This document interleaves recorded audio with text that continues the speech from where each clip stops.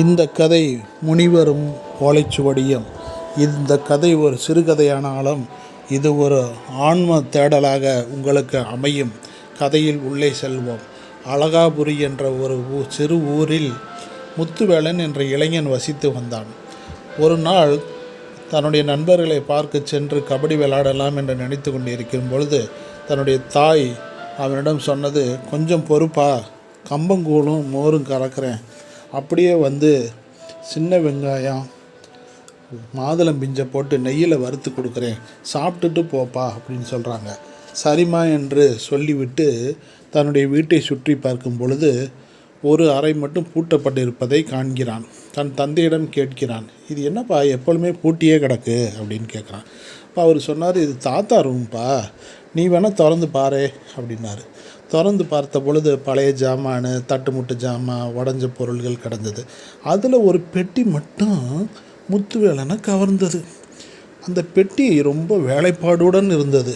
எப்படின்னா அது இப்படி இருக்கே அப்படின்னு அதை திறந்து பார்த்தா அதற்குள்ளே ஒரு பெட்டி இருக்குது. என்னடா ஆச்சரியமாக இருக்குது, பெட்டிக்குள்ளே பெட்டியா? மறுபடியும் அந்த பெட்டியை பார்க்குறான். அதுக்குள்ளே ஒரு பெட்டி இருக்குது. அடடடா அப்படின்ட்டு பார்த்துட்டு உள்ளே திறந்து பார்த்தா ஒரு ஓலைச்சுவடி இருக்குது. அந்த ஓலைச்சுவடி என்ன சொல்லுது அப்படின்னு எடுத்து படித்து பார்த்தா அவனுக்கு ஒரு மாபெரும் ஆச்சரியம் காத்திருந்தது. அந்த ஓலைச்சுவடியிலே இவ்வாறு எழுதப்பட்டிருந்தது. என்ன எழுதப்பட்டிருக்குன்னா, இந்த ஓலைச்சுவடியை படிப்பவர் என்னை வந்து தரிசிக்கவும், இப்படிக்கு சிவசித்தர் என்று எழுதப்பட்டிருக்கு. உடனே அவன் அதை எடுத்துக்கிட்டு தான் தந்தையிட போய் காமிக்கிறான். தந்தையும் பார்த்துட்டு, என்னப்பா ஆச்சரியமாக இருக்குது, நானே இதை பார்த்ததில்லையே. சரிப்பா, நீ என்ன செய்கிற அப்படின்னு. நான் எப்படி அவரை பார்த்தே ஆகணும்ப்பா அப்படின்றான். சரிப்பா, நாளைக்கு வந்து இதற்கான ஏற்பாடை செஞ்சு நீ கிளம்பி போய் பாருப்பா, பக்கத்து ஊரில் போய் விசாரித்து பாருன்றான். உடனே முத்துவேலன் தனக்குரிய ஆகாரம், தண்ணி, மற்ற ஏற்பாடெல்லாம் செஞ்சு அதிகாலையில் கிளம்புறான். நடந்தான். வெயில் தாக்கம், மழை, பொழுதி, தூசி எதையும் பொருட்படுத்தாமல் நடந்துக்கிட்டே இருந்து ஒரு சிறிய ஊரை சென்று அடைந்தான். அங்கே உள்ளவங்கள்ட்ட சிவசித்தரா, அவர் யார் அப்படின்னாங்க. ஐய, என்ன இப்படி சொல்கிறாங்க, அப்போ எப்படி கண்டுபிடிக்கணும்னு அங்கே ஒரு வயசானவரை பார்த்து கேட்குறாரு. ஐயா, அந்த சிவசித்தரை தெரியுமான்னு. யாருப்பா சிவசித்தரா? இங்கே வா தம்பி, நானும் சின்ன பிள்ளையில கேள்விப்பட்டிருக்கேன். ஏதுக்கு அந்த ஊருக்கு பக்கத்தியா, அந்த ஊரில் போய் விசாரி தம்பி, உனக்கு விடை கிடைக்கும் அப்படின்னு சொன்னார். சரின்னு அங்கேயே தூங்கி எழுந்துட்டு அடுத்த நாள் பிரயாணத்தை தொட்டு எடுத்து பக்கத்து ஊரை போய் அடைஞ்சான்.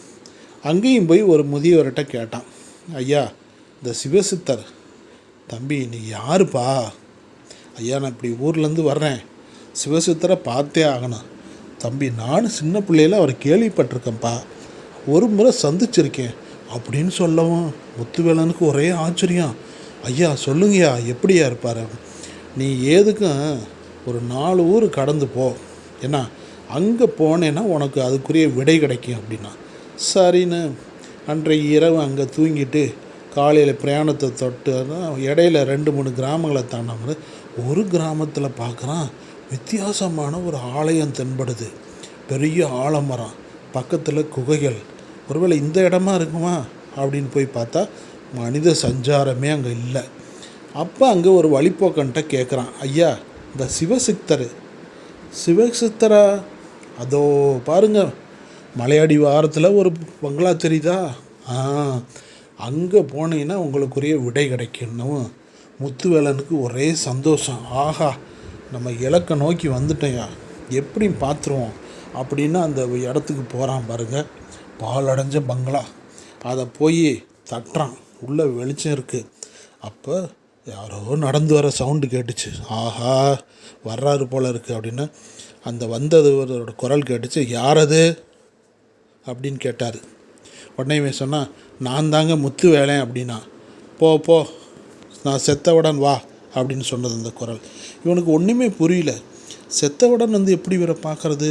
இருந்தாலும் இவர் மகா சித்தர், வீட்டுக்கு போயிடுவோன்னு வீட்டுக்கு வந்துட்டான். பல நாள் கழித்து குதிரையை எடுத்துக்கிட்டு மறுபடியும் அந்த ஊருக்கு போய் கதவை தட்டினார். அப்பையும் யார்? நான் தாங்க என் முத்துவேலை. போ போ போ, நான் தான் செத்தவுடன் வா அப்படின்னாரு. இவனுக்கு ஒன்றுமே புரியல, அழுகையாக வருது, என்ன செய்கிறதுன்னு தெரியல, அங்கேயே உட்காந்துட்டார். அப்புறம்தான் அவனுக்கு தன்னுடைய மூளையில் ஒரு விஷயம் வகுத்தது. போய் கதவை தட்டினான்.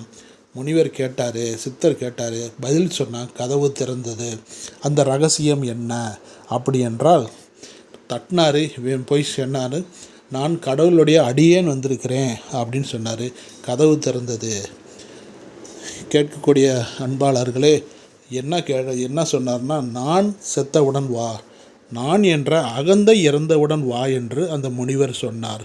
நன்றி, வணக்கம்.